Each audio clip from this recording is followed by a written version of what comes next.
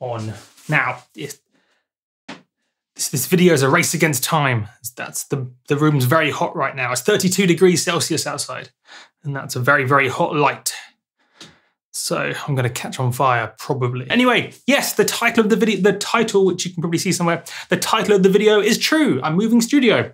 Well, more technically speaking, moving house, which therefore, because the studio's in the house, means I'm moving house. So yes, but before I tell you why, let me give you some actual information. Let me give you some useful information that you can actually take away as knowledge before I tell you why I'm moving.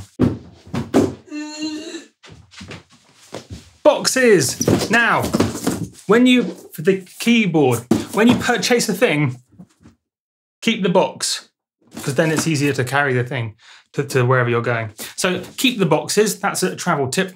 I have lots of these, you'll see that in future videos, obviously. Oh, ripped it. Try not to, it has the bits inside, so you can put it back on the keyboard or the other device.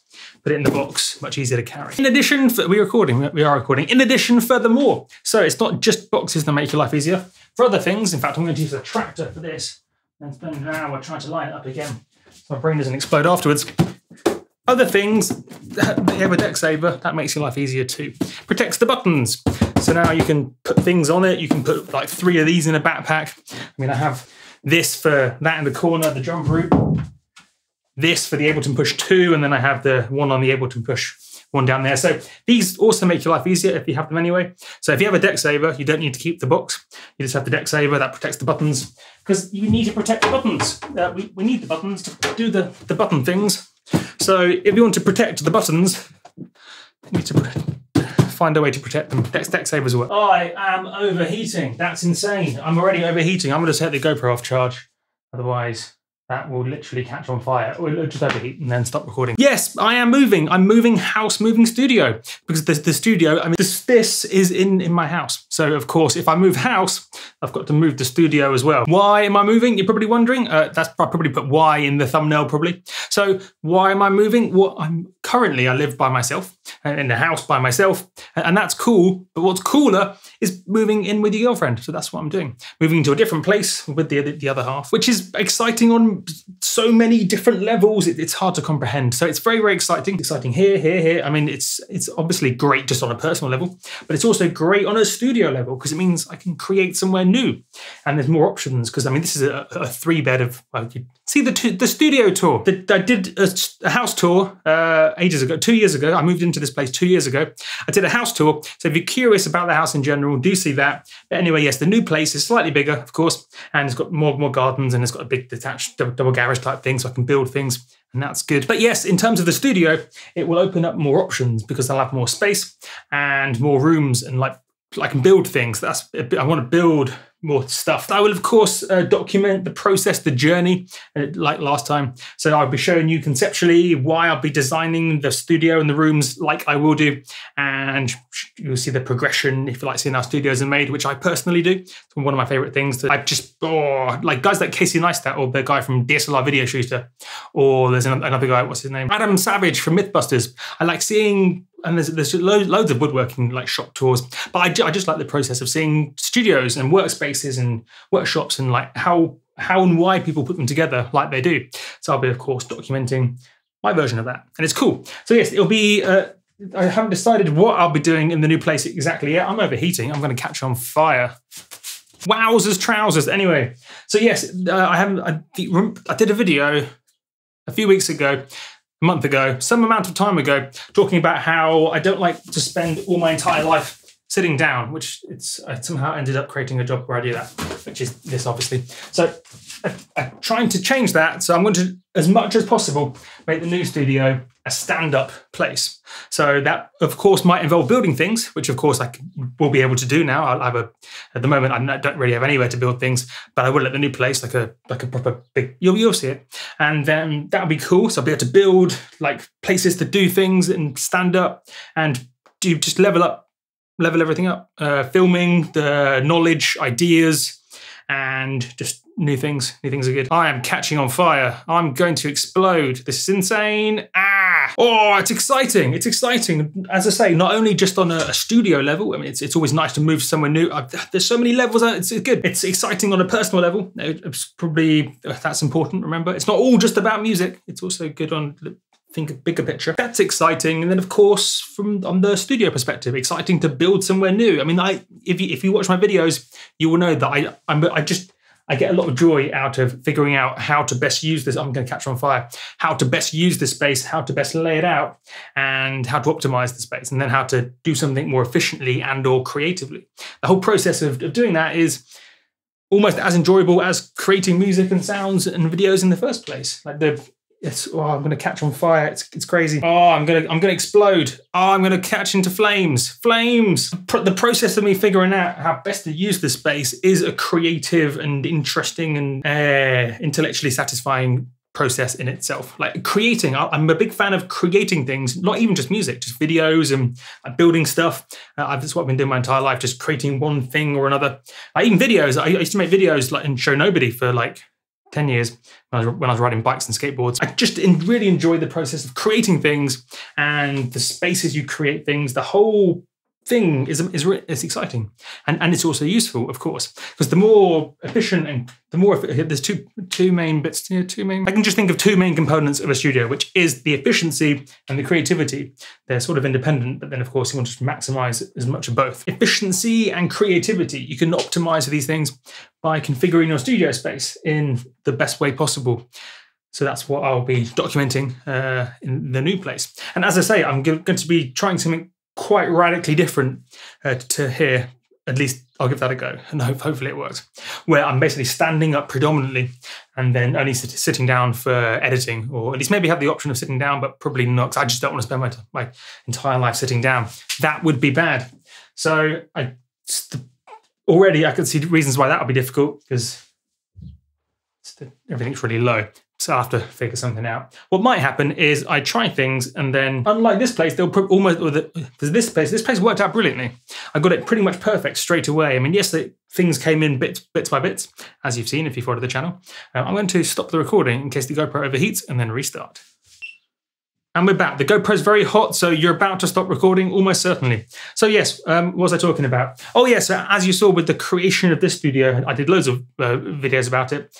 It came in piece by piece. Like that came in, and then the display thing below the desk came in, and then that came in, and then that came in, and then, so things came in bit by bit, but it all pretty much slotted in perfectly. Which I credit myself for that, because I did think it through very, very hard. Like, what am I trying to achieve with the space? What would I like to? There's many components to it. The way it's laid out, and the things you plug in, and the things you don't plug in, and the things even the subtle things. So how much are we recording we are? So like, how much clutter do you want? And in my opinion, there's an optimum amount. So like those cables in the corner, I think I've mentioned this before, are the perfect amount of clutter. It's sort of, in my eyes, give it a creative vibe. You probably think I'm mad, but that's okay. And like even that along there, the keyboard at the back vertical, I like it. Can't explain why. Anyway, I'm gonna stop rambling about all the pros, all the reasons I love this studio, because I've done so many videos on that. I've done half an hour long videos where I just talk about how brilliant I am at designing studios, clearly. So I do see my previous videos, just type in multiplier, studio. I probably made a playlist a while ago and definitely forgot to update it with recent videos. But yes, I've done a million videos on the studio. If you're curious about why I've laid everything out like I have, it's all intentional, even down to the acoustic treatment and why I haven't done it in the conventional way, but there's a reason for it, which I won't explain in this video. But anyway, it's an announcement. I'm moving studio, and it's very, very exciting. I'm moving in 2 weeks or 13 days from when this video goes live. I'm going to record a whole bunch of tutorials in the half a week from now to sort of get me up to there and give me some room to move in and stuff. So you probably won't see any videos of the place for 3 weeks, just probably, unless I'm super efficient and the internet arrives super soon at the new place. But yes, it's exciting. It's exciting. Everything's going to improve. The video quality is going to improve, so I'm going to use that more, the Panasonic GH4, and just figure everything out again and just re-optimize for new and exciting things. And this video contained knowledge, such as boxes. Keep your boxes. If you have space, find space for it if you don't. And then so you can transport things. Otherwise, it's a giant headache if you don't have the boxes or deck savers for things to move stuff. And it's very, very difficult. So you can't just put this in a bag. That won't fit in a backpack unless your backpack is huge and you wrap it and stuff. But that's a headache and hassle. Just keep the box. And then you can put it in the box. Move the box. Easy. The new studio is going to hopefully be mainly stand up, and then I might create somewhere else in the house to sit down and edit as a change of scenery if I want to edit and not spend literally the entire day in one room. So that's probably going to work. And I might need to build things to create such a stand-up environment because that's quite low. I haven't thought this through yet, but I'll think it through and then make a video about it. And it'll probably be 45 minutes long, like some of my videos that get quite long when I just go on and on about, I just really start thinking out loud and then bumping into things. Yeah, boy, I bumped into the chair. That's a classic multiplier thing to do. And plugging it all in. Oh, knowledge. I'll give you another tip. So this is actually a tip. So a trick, bit of knowledge that will help you move when you move studios or places you make music. So I'll try and dig out a picture, if not imagine it. When I moved into this place, I literally just unplugged all the cables at the previous place and made a giant web of cables, just like a giant pile of cables. And there was about 50 cables, not exaggerating. You'll see in this picture, hopefully if I find it, just a giant web of cables. And between now and then, I've got many more new toys. I've got this, I've got that, I've got that. Something down there. Another thing down there. So I've got new things, which means more cables, and all of these guys. There's probably like twice as many cables now. So the problem last time is I didn't write down what cables went with what device, which was a problem when you've got lots of cables that all look the same for the most part. And that meant I spent 5 or 6 hours trying to figure out what cables go in what, which involves looking up a combination of, I wonder if I can find an example. So imagine, on the plug, here, down here, for example, here's a good example. On the plug. So on the plug bits, if you look really, really closely down there, or sometimes, yes, down there, it says stuff like amps and volts and complicated nonsense. So you've got to try and match that up with what's either written on the device. So some devices, such as the Native Instrument stuff, and I think Pioneer stuff. In fact, most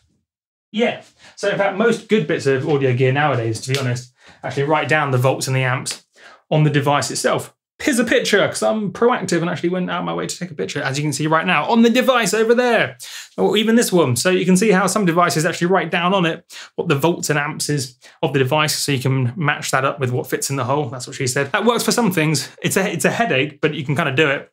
But then there's some things that it just doesn't, there's no information and you have to Google it online. Like, what cable goes in here? And then you get a random website that tells you nonsense. And then your plug bit is slightly different, volts and amps. It's a giant headache. So yes, keep your cables matched up with the device. Don't leave them plugged in as you transport. Otherwise, if you bump into it, it'll break off in the device itself. I have a headphone port on the Tractor S4. Unusable because headphone was in it, bumped it, did a spin move. But anyway, it's basically, if you leave things plugged in and bump into it, that breaks and then it gets stuck in the device. So don't leave it plugged in, but either like write something on it or put something around it like a sticky thing and then write on it the name of the device, or just find another way to keep track of it. You get the idea. Don't just pull the cables out and have a box of cables, because then you'll have a nightmare trying to figure out how to plug it all back together.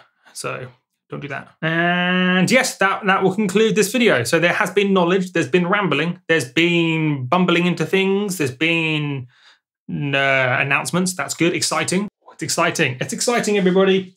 But my name is Multiplier, and I will catch you guys on the tutorials coming up soon.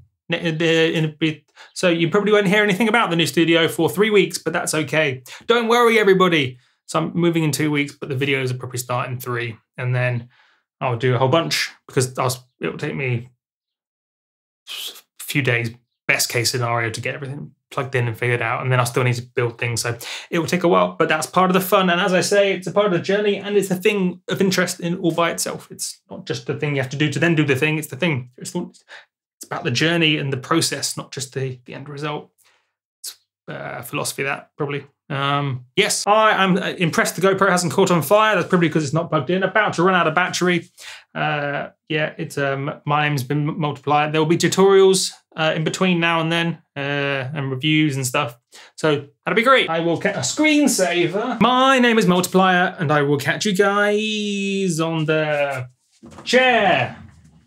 Flippity flip. Yeah. And the other way. Chair.